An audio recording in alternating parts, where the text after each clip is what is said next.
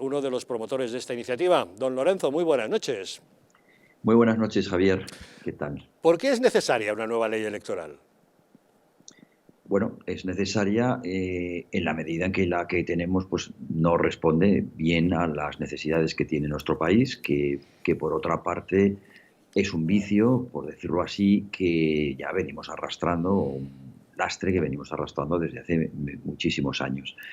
Mm, Que las cosas pudieran o no hacerse de mejor forma en la transición, pues bueno, es algo que sea sujeto a tantas veces a debate que probablemente ya no merezca la pena 40 años después pues volver sobre ello. Lo que sí que está claro es que posteriormente pues hubo muchas posibilidades de reformarla, no solamente vamos a decir, la gran obra de la transición que es la Constitución, sino en concreto muchas de sus cuestiones que formaban parte de ella o de su espíritu, como puede ser la ley electoral.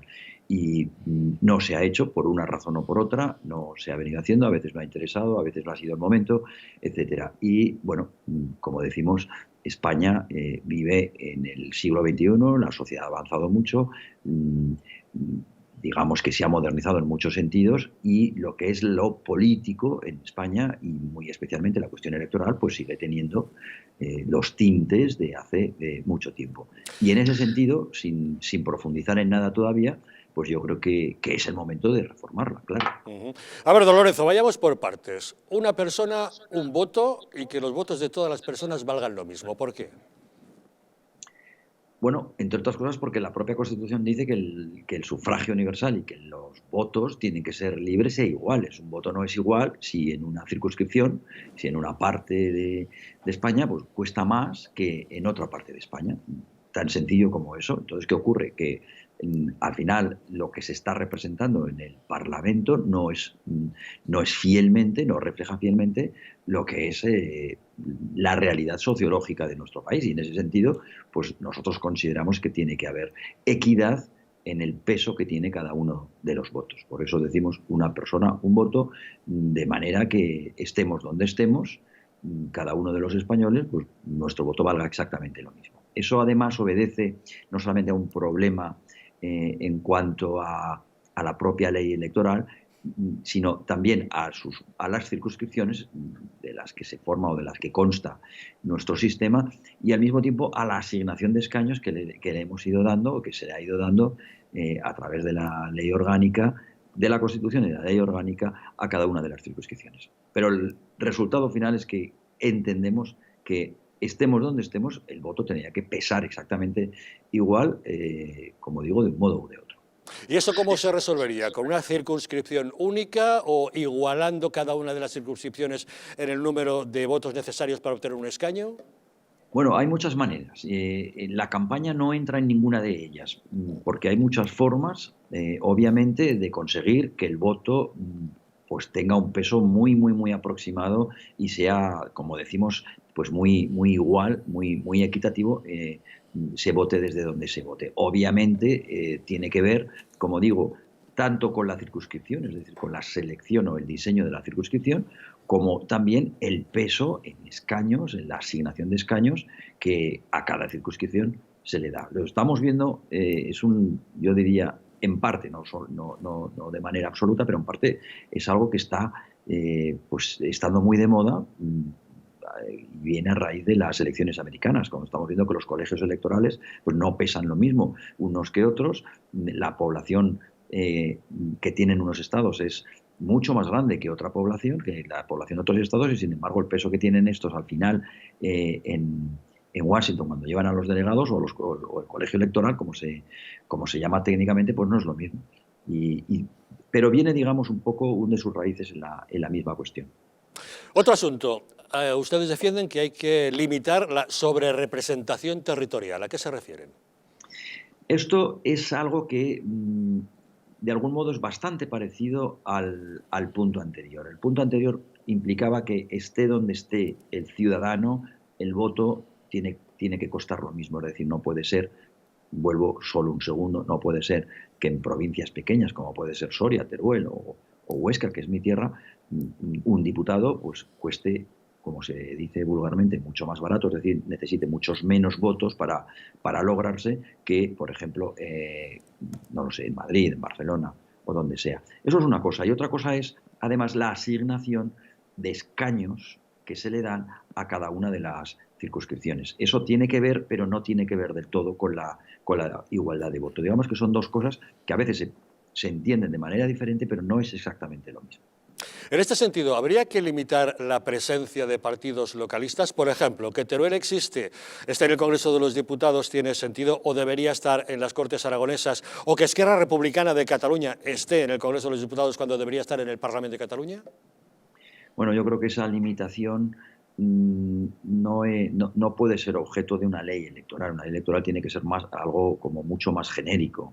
No puede entrar en qué tipo de diputados, o mejor dicho, qué tipo de partidos pueden tener escaños o no pueden tener escaños. Otra cosa sería hablar de los partidos, o sí, incluso de los propios partidos políticos que crean o no en la idea de España. Pero la campaña no entra exactamente en esas cuestiones. La campaña lo que pretende es que los territorios, porque están habitados por personas y por lo tanto las personas, su peso sea exactamente el mismo, y que el Parlamento refleje precisamente pues, las distintas ideologías, tendencias, etcétera, que hay en España en un momento determinado, pero que la refleje bien, que haya un reflejo real y fiel de las circunstancias sociopolíticas del momento.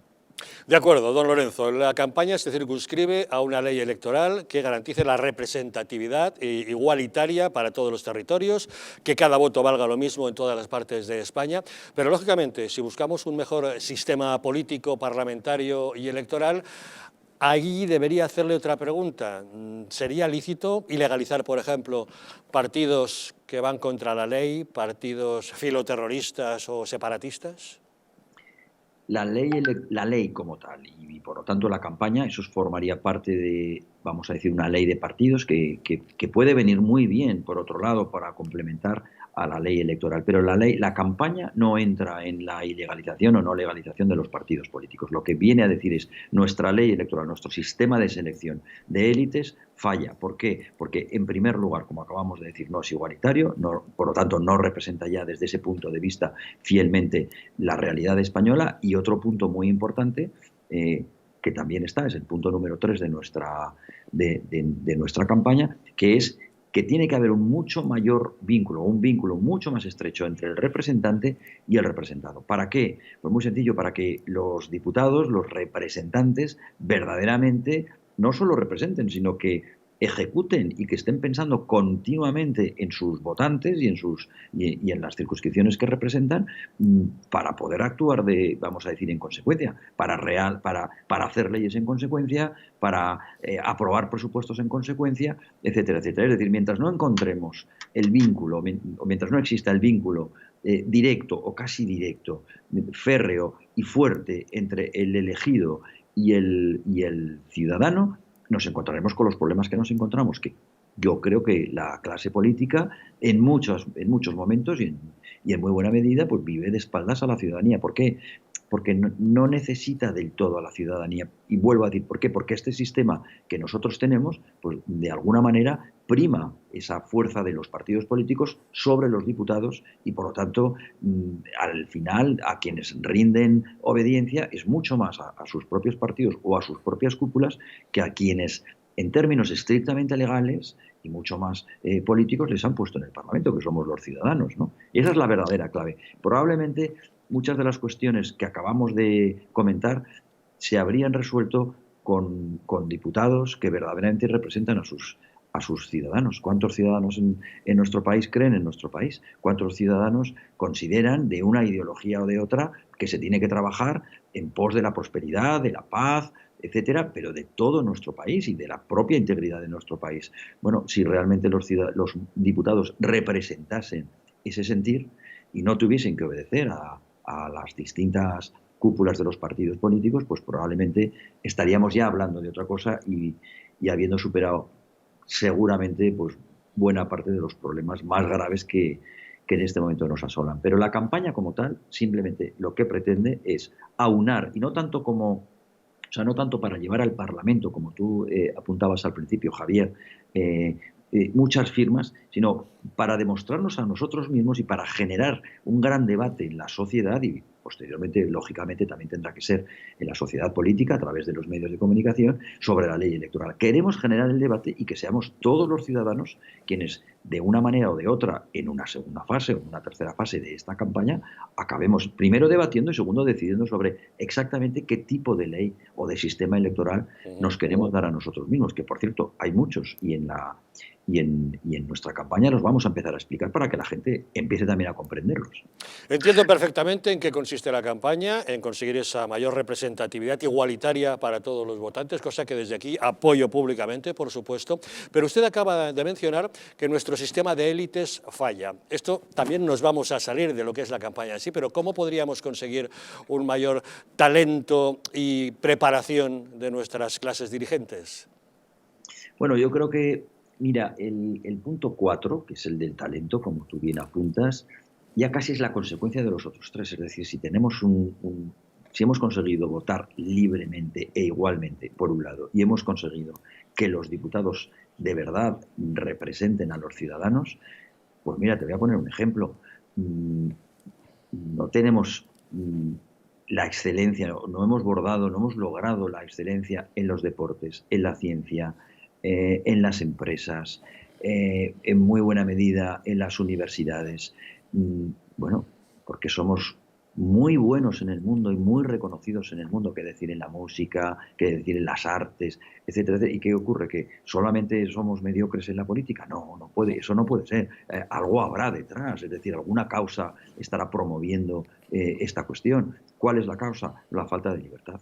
Allá donde hay libertad, hay creatividad y, por tanto, suele haber progreso, hay imaginación, hay riqueza.